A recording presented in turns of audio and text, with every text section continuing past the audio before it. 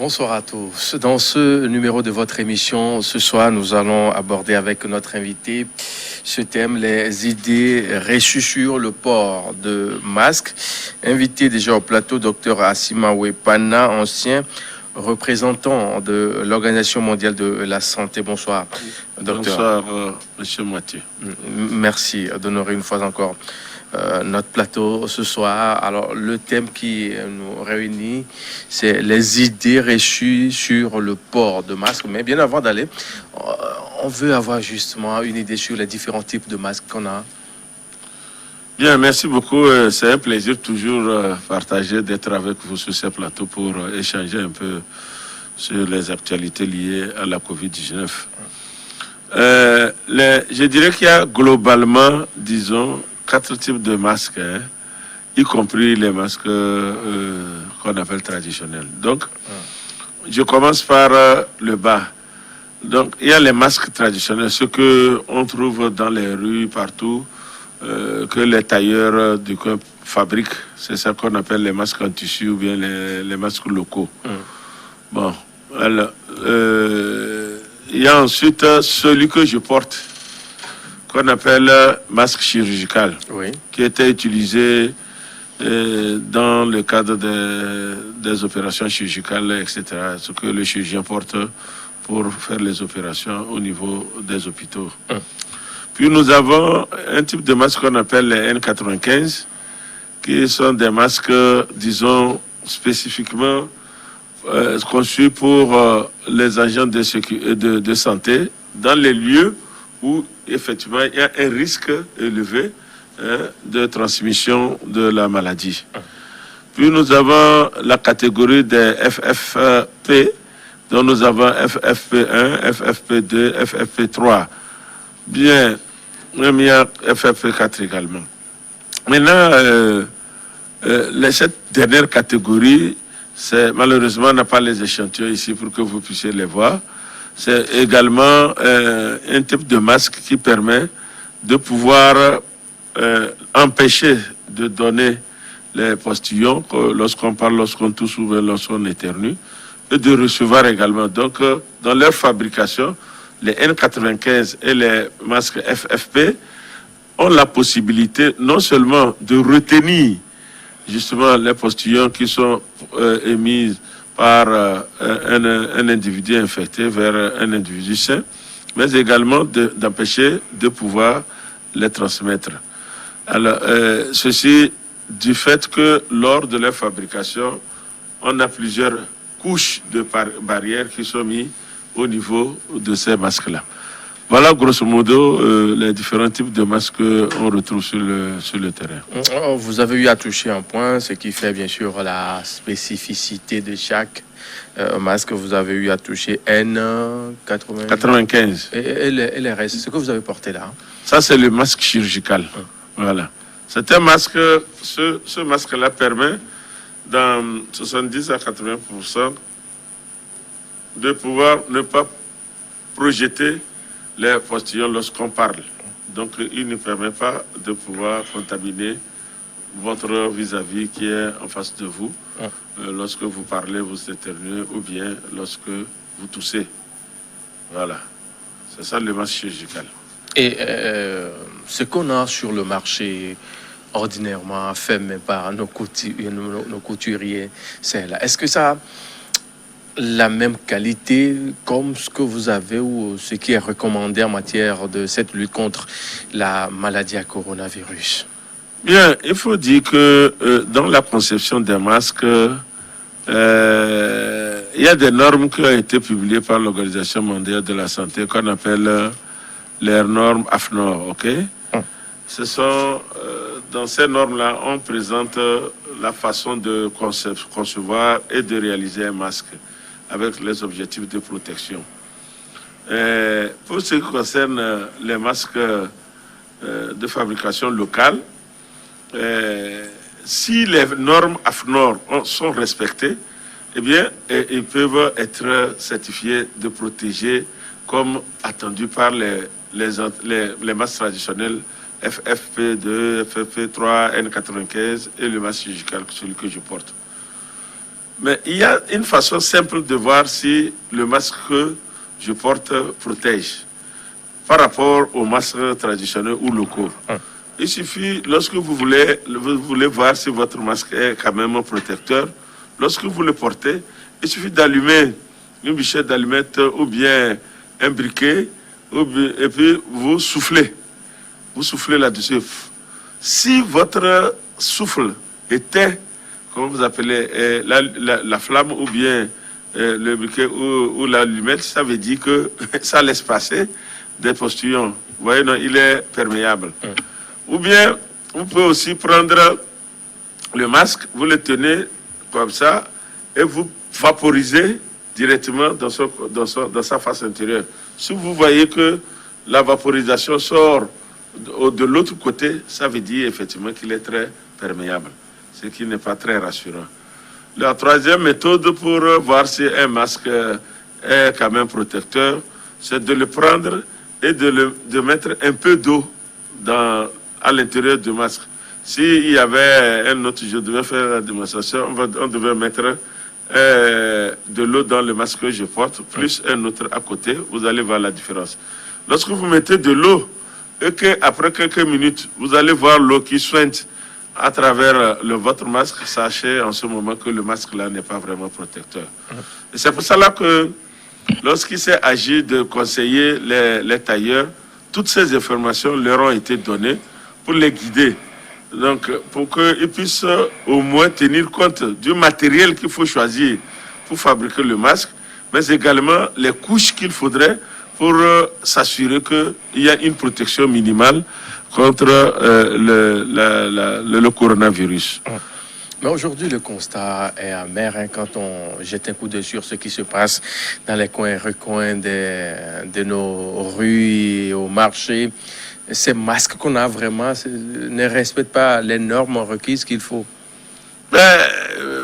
Monsieur Mathieu, il me serait difficile de dire ça parce que avant de dire qu'un masque n'est pas chose, surtout les masques fabriqués traditionnellement, il faut les passer par un exercice de contrôle de qualité par rapport aux tests que je viens de décrire. C'est qu'on a sur le marché fabriqué en même temps par un tailleur ou... Oui, c'est ce que je venais de dire. Au marché là, mais visiblement, quand vous voyez la qualité même, ça pose problème. Effectivement, nous voyons certains types de masques. Or, le masque, normalement, s'il doit être vraiment protecteur, il faut qu'il protège le nez, la bouche et qu'il vienne se mettre au niveau du menton. Comme ça, il couvre toute votre bouche, votre nez. Nous voyons des masques que les gens ont fabriqués, ça couvre à peine, justement, la bouche, ça ne tient même pas le menton, ça ne vient pas au-dessus du nez. Ce n'est pas protecteur. Vous voyez que le masque que je porte, il couvre non seulement le nez, la bouche, et puis il vient au niveau du menton.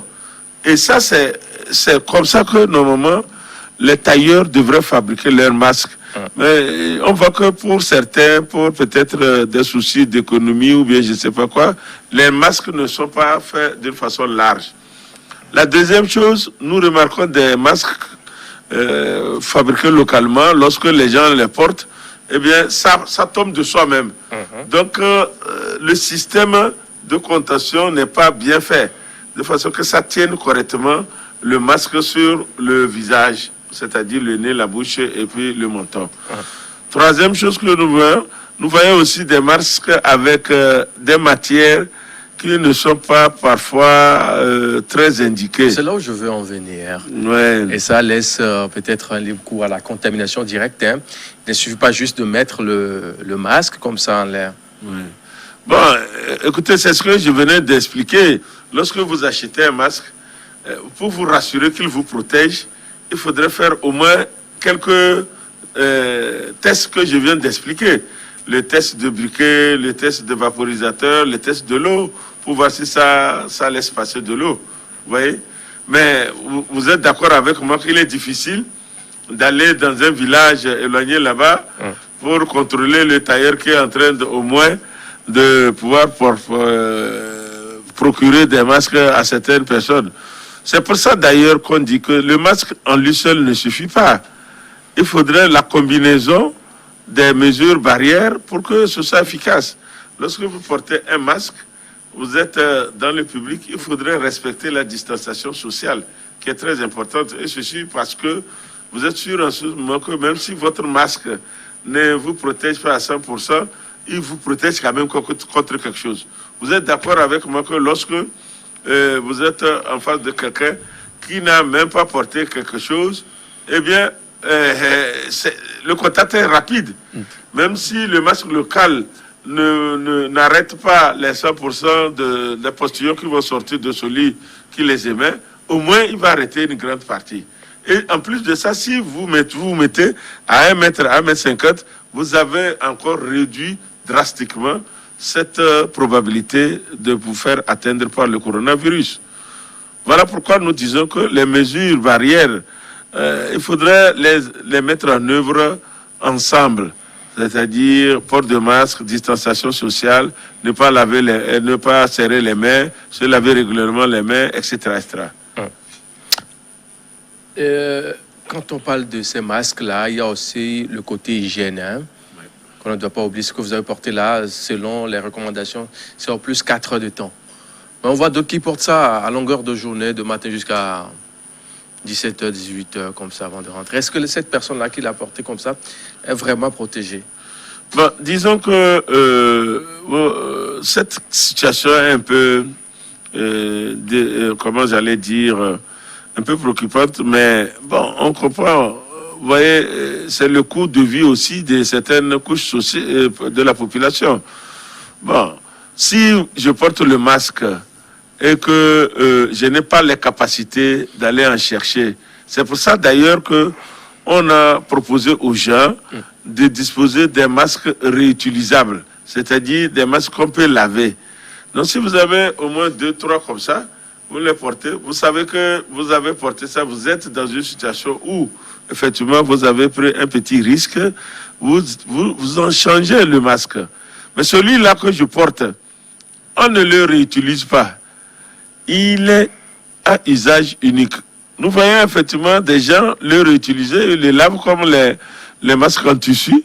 Ce n'est pas conseillé de laver le masque chirurgical ou les autres que ça se réservé. C'est pas conseillé.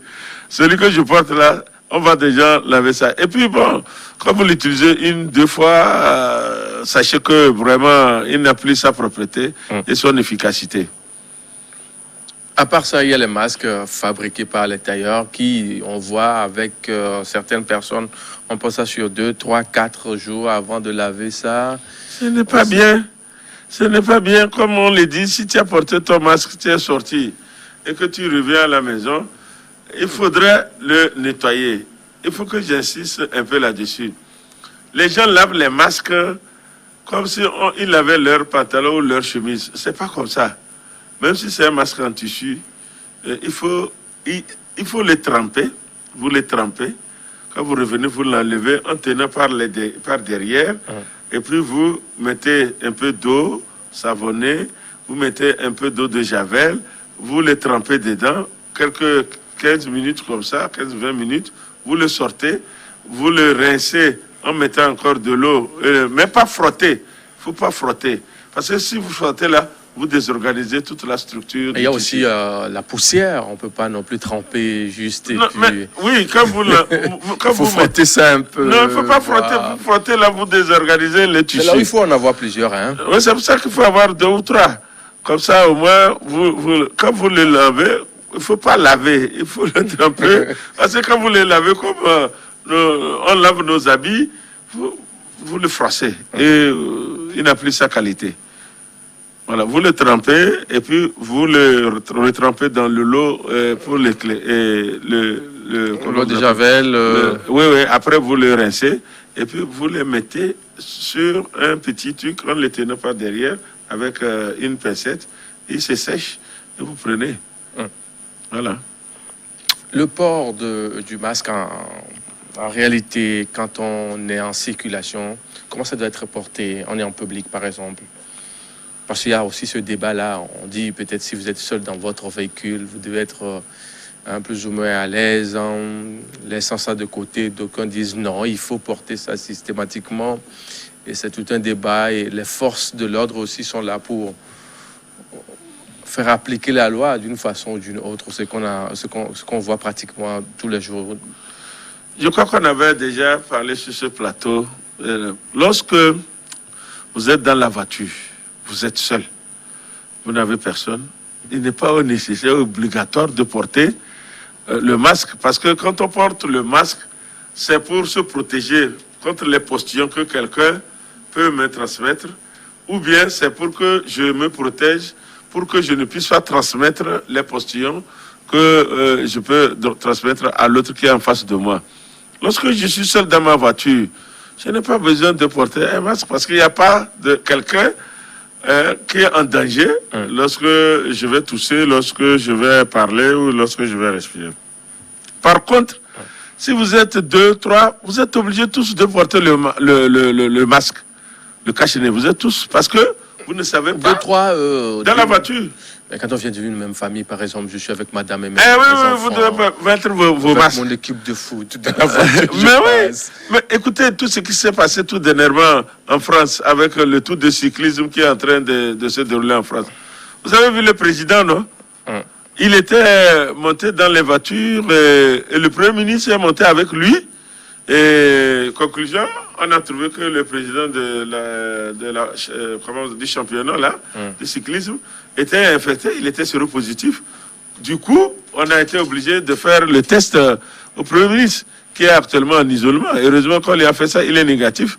Mais il doit respecter les délais pour que définitivement on puisse dire qu'il n'a pas été infecté. Donc c'est pour cette raison, à moins que vous ayez fait les tests, même si vous avez fait les tests, il faut toujours mettre les mesures barrières en œuvre. Donc lorsque vous êtes moi j'ai voyagé l'autre fois sur le Nord, tous nous étions 3 dans la voiture, on a porté le masque de Lomé jusqu'à Kara. Ah oui, dans la voiture. On a porté le masque.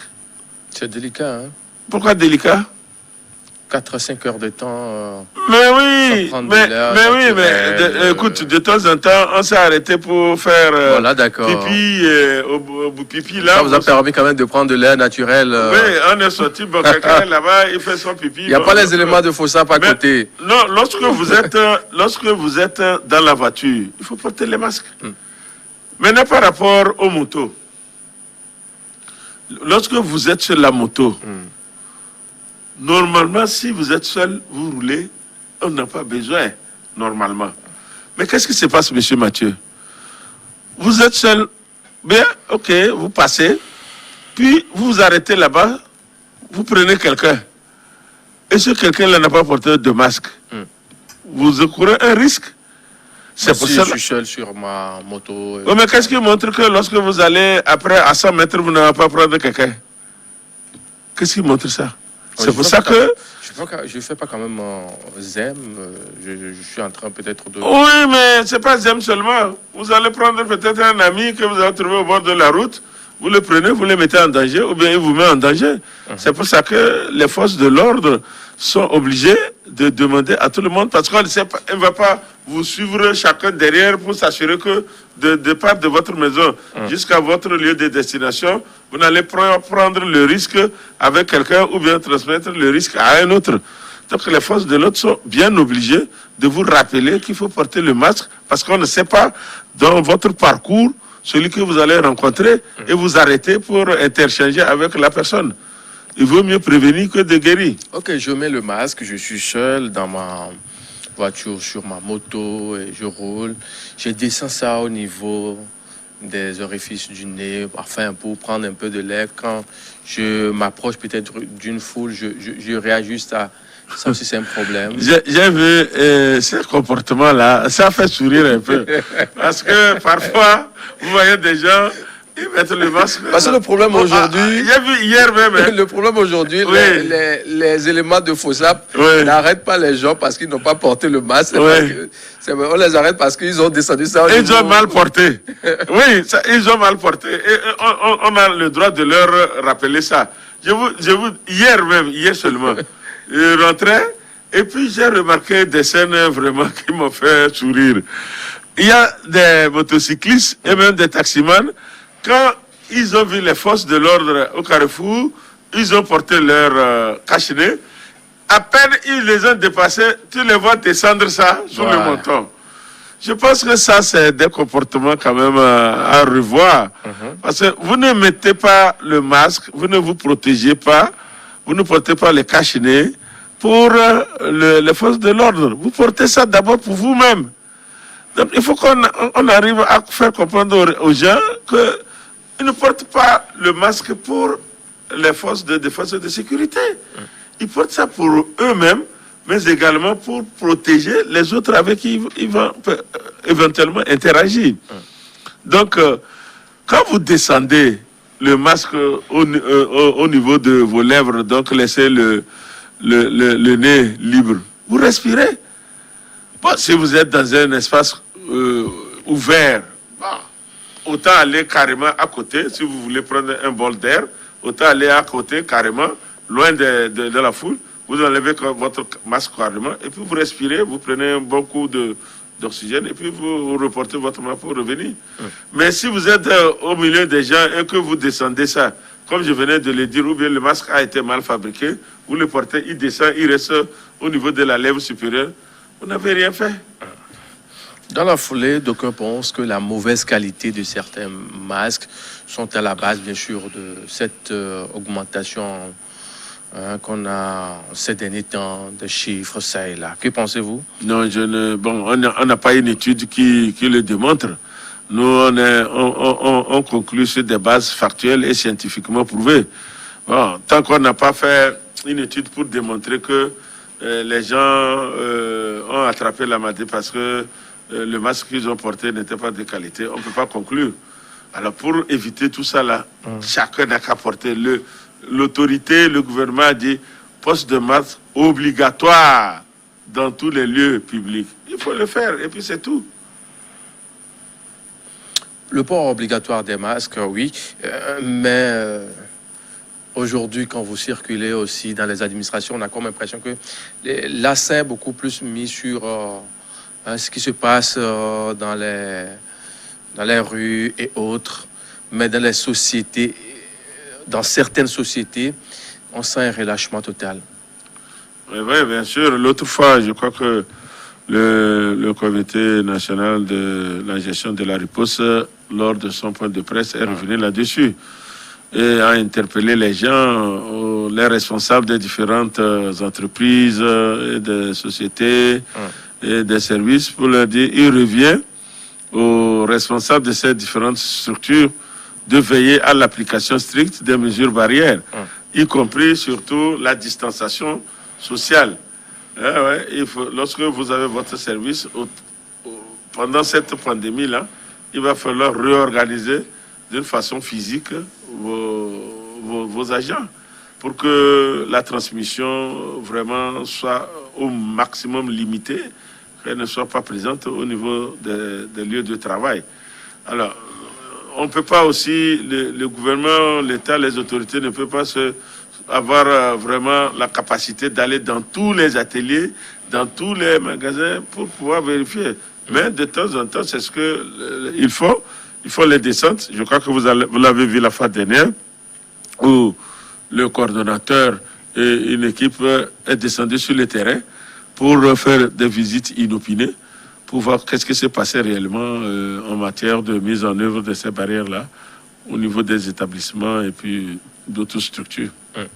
Ça, c'est un point. Un autre point, c'est que à l'intérieur du pays, il n'y a pas vraiment cette mise en application. Quand vous venez, par exemple, monsieur Pana, Vakara, vous descendez un peu dans certains coins là, on sait en même temps que vous venez de Lomé. Et que c'est réservé pour ceux-là qui sont à Lomé ou bien dans les principales villes du pays. Pas forcément pour ceux-là qui sont à l'intérieur du pays. Je vais vous surprendre. J'étais dans mon village et j'ai vu les paysans avec des cache-nez. Ça, peut-être, c'est Dans mon votre petit village, vi- cela ne va pas dire que dans tous les autres villages, il y a quand même ce respect-là. Non, même à Avec la Lomé, sensibilisation, même quand la bien même les gens sensibilisation, les disent... gens ont finalement cerné le fond de ce qui est en train d'être dit.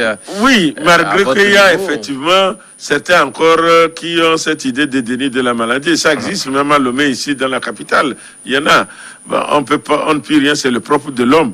Mais là, c'est pour ça que la sensibilisation continue. Mais je peux vous dire qu'aujourd'hui, quelle a été ma belle surprise de voir que même dans les fins fonds des villages, les paysans sont conscients et ils les voient avec les cachinets. C'est vrai aussi que, bon, les mesures à travers les cachinets ne sont pas souvent respectées. Il faut le remplacement. Tu le vois avec un cachinet qui dure peut-être quelques jours, mais il vaut mieux ça que rien, je pense. Parfait.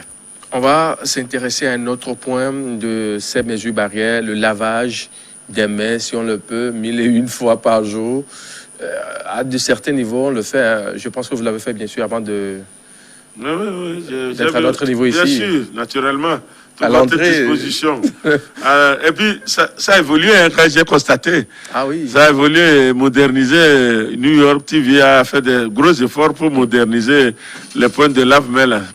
Félicitations. Merci. Voilà. Contrairement dans d'autres sociétés, le dispositif est là, mais poussiéreux. On touche même pas. On passe, on fait comme si... c'est peut-être possible, mais ce que j'ai remarqué, c'est que quand les gens n'utilisent pas fréquemment le lave-mains, ou bien ils sont en petit souci de fonctionnement de leur système, ils ont quand même la solution hydroalcoolique à la porte. Et tout arrivant est obligatoirement sollicité pour avoir la solution et nettoyer ses mains avant de pénétrer le service ou l'établissement. Je crois que je l'ai observé. Ce matin même, j'étais en ville, devant chaque magasin, devant chaque institution où je suis passé. Il y a toujours la prise de température, plus le gel hydroalcoolique. Donc, parce que si les gens n'ont pas des petites solutions pour le fonctionnement de leur système de lave-mains, s'ils peuvent utiliser la solution hydroalcoolique, je crois que c'est déjà bien. Il y a un autre débat qui concerne bien sûr ces gels hydroalcooliques qui ne sont pas vraiment fiables, contrefaits, qui sont en nombre sur le marché. Ça ne fait pas vraiment le boulot. Je pense que là aussi, la communication a été faite. Hein.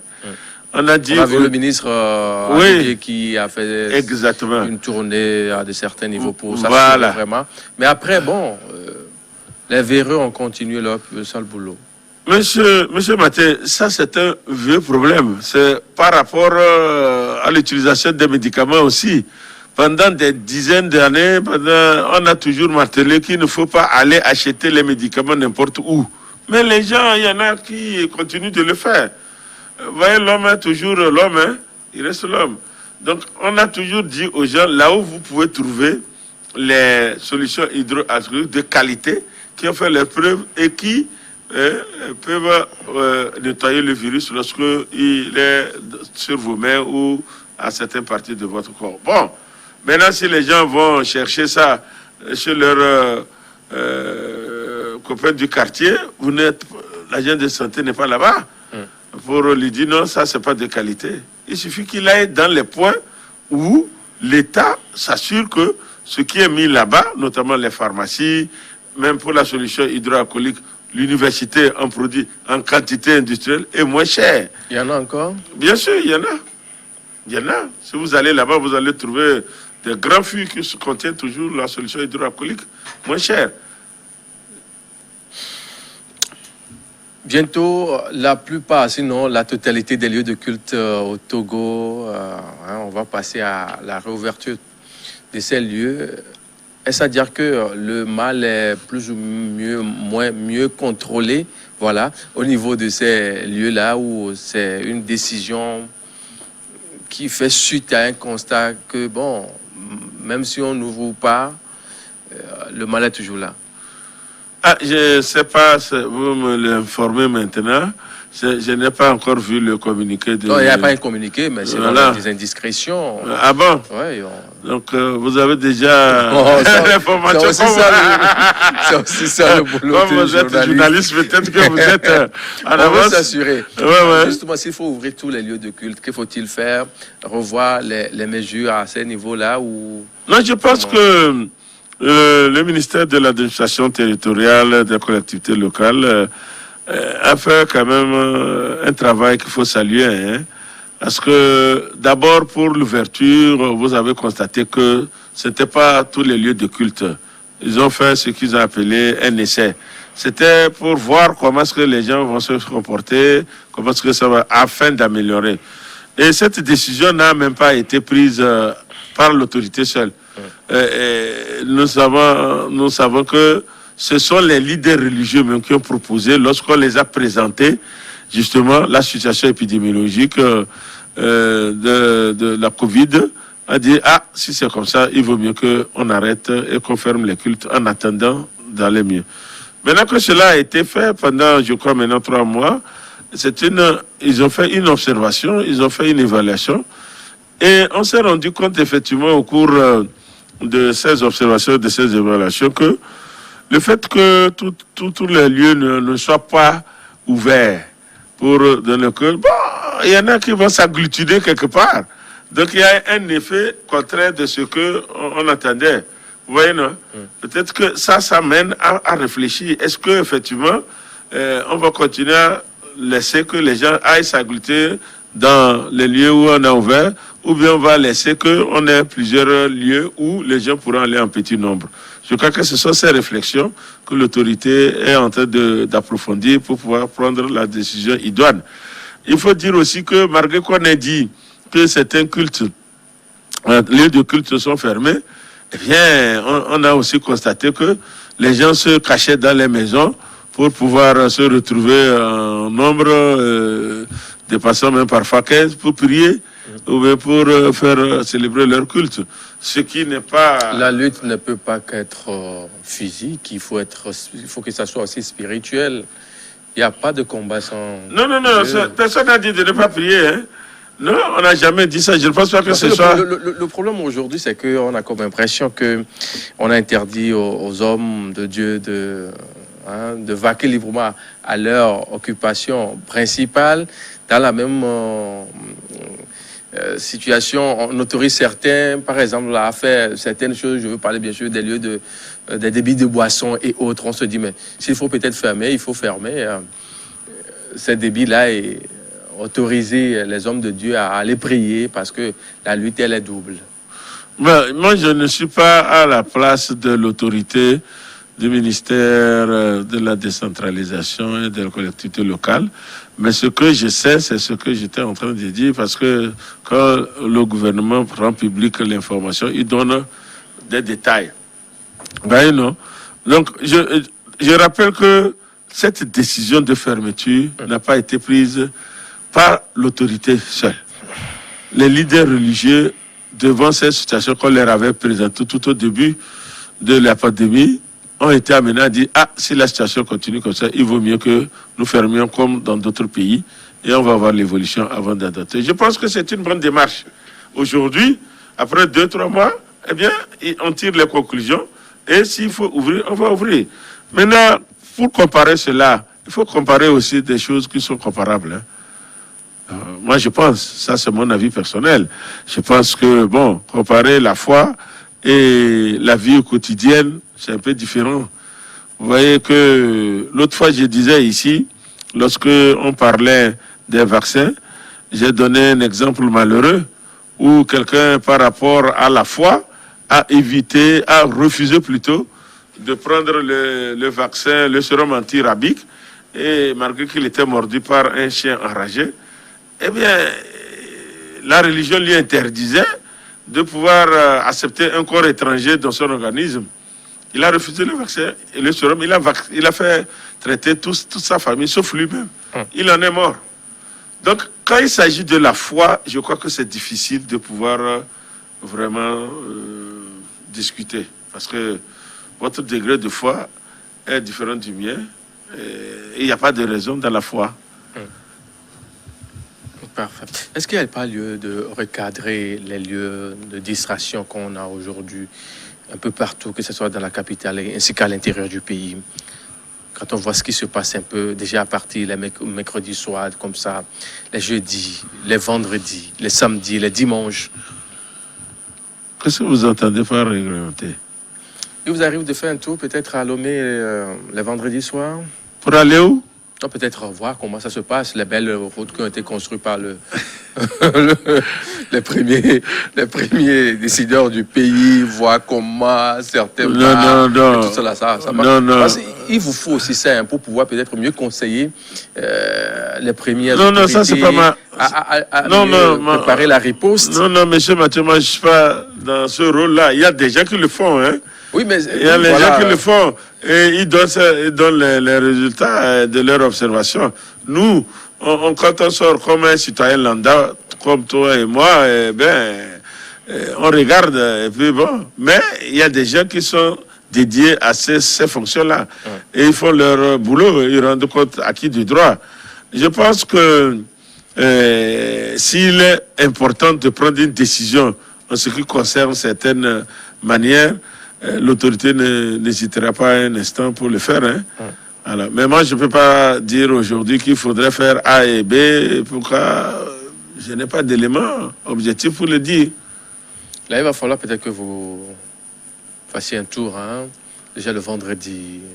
Oui, mais ça, c'est... Pour constater certains faits, parce que la lutte, on la fait tous les jours. Les sensibilisations, c'est là. Mais il y a toujours des gens qui sont là, qui pensent que c'est une maladie réservée, bien sûr, à une tranche d'individus ou bien de personnes. Non, mais on n'a même pas besoin de sortir la nuit pour le constater. Même le jour, comme je venais de dire il y a quelques instants, même le jour, vous constatez ça. Moi, à longueur de journée, partout, je passe dans mes courses. Quand je remarque que quelqu'un n'a pas porté son masque ou bien il a mal porté, je le lui rappelle gentiment. Quand il n'a pas lavé la main avant d'approcher les autres, je le lui rappelle, etc. Je pense que c'est une question de comportement individuel et de comportement collectif. La sensibilisation n'est pas finie, elle continue. Surtout, qu'on commence effectivement à constater une petite lassitude au niveau de certains concitoyens. Alors que, si vous remarquez très bien, vous voyez que les pays qui avaient cru que la maladie était finie, elle est en train de rebondir dans ces pays-là. Et nous ne souhaitons pas que ce soit le cas ici. Donc, il faudrait qu'on continue de porter toujours nos masques, de laver nos mains, de respecter la distanciation sociale, afin que ce qu'on a bien fait jusqu'aujourd'hui, parce que le Togo, quand même, pour le moment, est bien qualifié pour la mise en œuvre des mesures barrières et surtout la gestion de l'épidémie. Il faudrait qu'on ne baisse pas les bras. Il va falloir qu'on continue pour qu'on puisse terminer en beauté, justement, ce qu'on a commencé.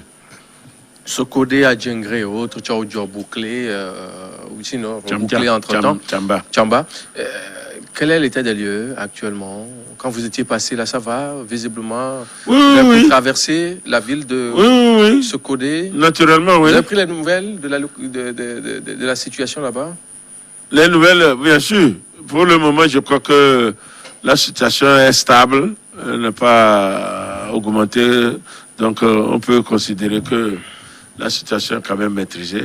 Et justement parce que les mesures de bouclage, les mesures de sensibilisation, les tests de dépistage qui ont accompagné ont permis quand même d'isoler rapidement les gens porteurs du virus et limiter les dégâts. Lorsque je partais, j'ai vu qu'effectivement, lorsque vous arrivez, les forces de défense et de sécurité sont là. On va à votre destination. À l'entrée de... À l'entrée de chaque ville. Oui. Voilà. Donc, on contrôle et puis on s'assure que vous avez vos masques, etc. Et puis, on vous contrôle jusqu'à la sortie. Et puis, vous continuez. On vous escorte en quelque sorte. Oui, par groupe, voilà. Pour s'assurer que, vous n'allez bien pas... sûr que, pour s'assurer que Mathieu a dit qu'il va à Kara, mais entre-temps, il s'est dissimulé. Il va à Tchamba. Voilà, etc. Je crois que les forces de défense et de sécurité, ils font vraiment un travail merveilleux. Même parfois sous la pluie. Sous la pluie, ils sont là-bas. Vous voyez? Il faut les féliciter. Ouais. Je pense que c'est leur boulot et ils l'ont choisi. Hein.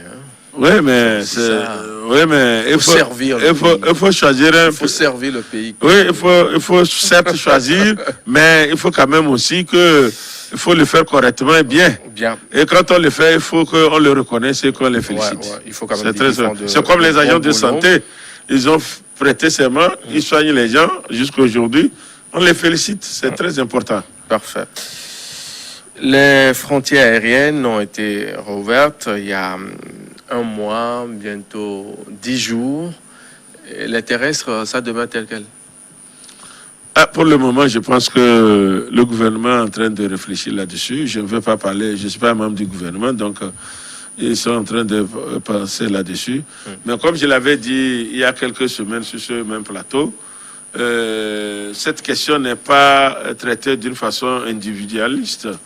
Le Togo fait partie d'une communauté économique et les décisions sont prises de façon harmonisée avec les autres États de la CEDEAO. Et je crois que c'est dans ce cadre-là que les discussions se poursuivent. Et je suis sûr que dans quelques jours, dans quelques semaines, on va nous dire les conclusions qui sont issues de ces discussions pour une bonne harmonisation de ces actions qui doivent être prises si on devait ouvrir les frontières terrestres. Parfait. On tend vers la fin de cette émission de ce jour, mais on va dire quelques mots sur les fêtes traditionnelles au Togo qui ont été annulées, c'est là, mais dans certaines localités aussi, on a assisté à des célébrations d'une façon beaucoup plus restreinte qui ont donné lieu peut-être à des contaminations, c'est là. Et la dernière annulation, c'est la fête de la pièce sacrée. Et puis, ça ne va pas avoir lieu cette année. J'ai lu ça dans les journaux et puis je pense que il faut féliciter et remercier les leaders traditionnels qui sont dans nos villages et qui s'occupent de nos us et coutumes, d'avoir compris la mesure et la portée de la lutte contre la pandémie de la Covid pour prendre ces dispositions-là. Ils vont dans le bon sens de ce que le gouvernement a souhaité. On n'a pas dit qu'il ne faudrait pas faire les rites. On n'a pas dit ça. Voilà. Il y a la fête et il y a les coutumes traditionnelles. Vous voyez, non? Les coutumes traditionnelles, ça veut dire que ce qu'on doit faire comme cérémonie absolument au minimum pour que les nomades, les ancêtres ne se fâchent pas, on doit le faire. Mais les fêtes, ça veut dire la réjouissance populaire, etc. Ce n'est pas conseillé, c'est interdit. Et je crois que les chefs traditionnels, notamment de Glidji, ont bien compris ces orientations du gouvernement. Ils l'ont appliqué, on ne peut que les féliciter. Et ils ont pris des mesures pour qu'un petit nombre seulement aille s'occuper des coutumes traditionnelles, c'est-à-dire des rites traditionnels. Voilà. C'est la fête où on trouvait des milliers de personnes pour venir. Je crois qu'ils ne sont pas les seuls. Hein. Il y a aussi des fêtes qui ont été annulées, je ne sais pas, telles que la fête des Ignames. Pas annulée, mais interdit la célébration. Oui, comme fête.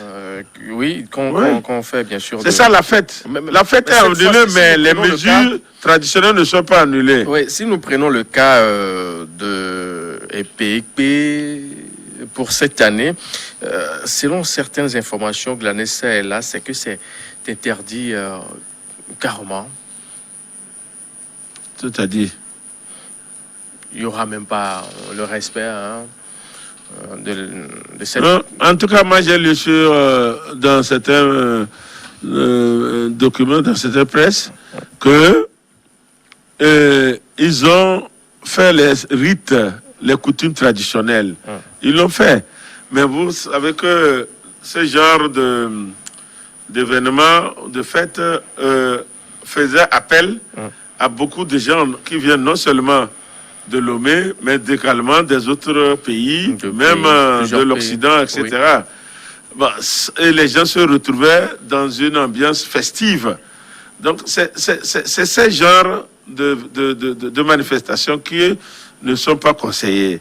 Mais les coutumes traditionnelles, c'est-à-dire les rites qu'on doit faire là, j'ai lu qu'ils l'ont fait. Avec des gens qui étaient même avec des cache-nez lorsqu'ils sont allés, et je crois qu'ils ne dépassaient pas 15. En tout cas, c'est ce que j'ai lu dans beaucoup de journaux. Voilà. Parfait. Cette fois-ci, on va devoir apprécier les chiffres qui ont été publiés hier. Nous étions le 8 septembre 2020.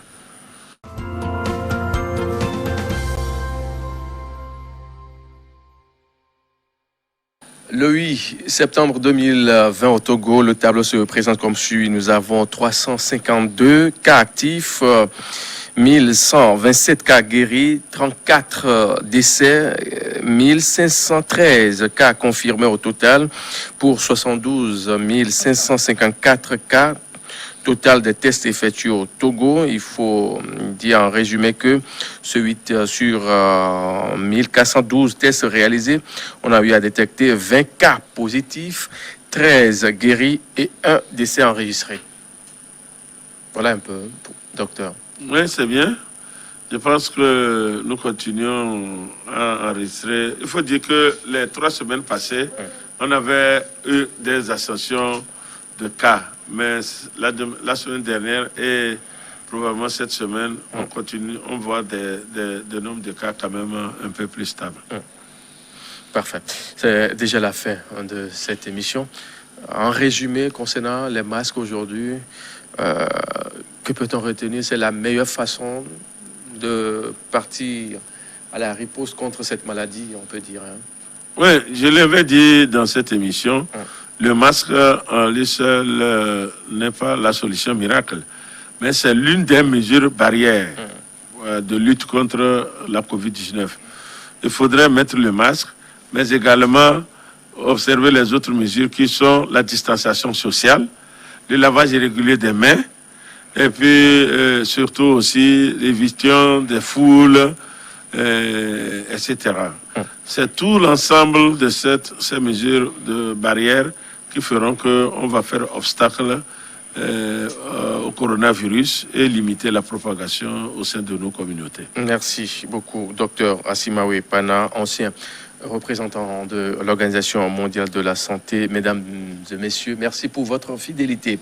C'est fini pour aujourd'hui. Derrière nous, c'est le journal.